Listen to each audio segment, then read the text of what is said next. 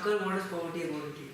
According to me, poverty would be that you're economically challenged, that you don't have the resources to sustain yourself. Second would be that you are very ignorant of the world around you and the resources that you have, so that you can manage all the resources very efficiently and sustain yourself and your family.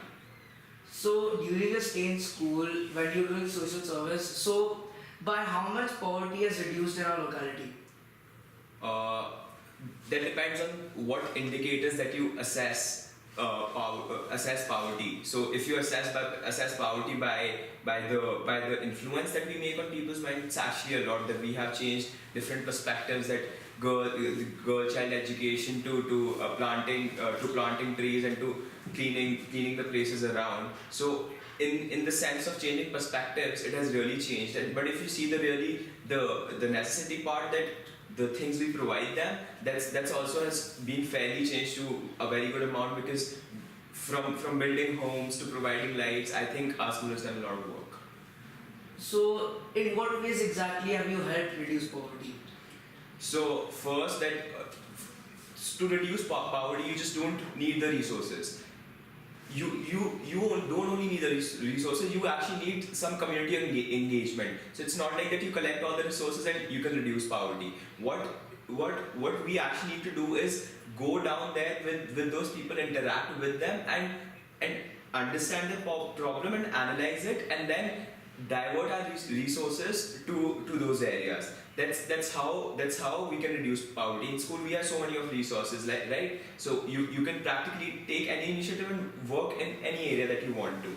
But it's actually going down there, interacting with all of them, and understanding their problem and helping them solve that problem. Is there any specific initiative would you like to talk about? I mean, there are just so many initiatives in school, from Plastic to Rita Flight to Dobry House. So they all work in different departments, right? So one builds homes, one gives employment, one gives the training of making the leather products. We are spread over a large area. So how did you influence others into doing social service? So this is actually a really tough question, right? Because people do have some ulterior incentives. That's very fine. That's completely fine, because you just don't do something until the time you get an end result, right?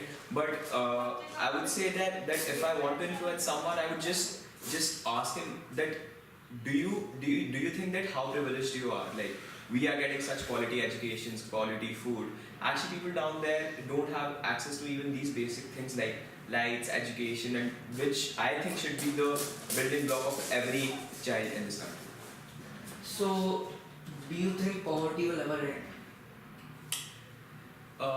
That's actually a very idealistic situation, because if you see that there always will be a certain section of the society which is better off. But if you think it's a very idealistic concept that the poverty will end.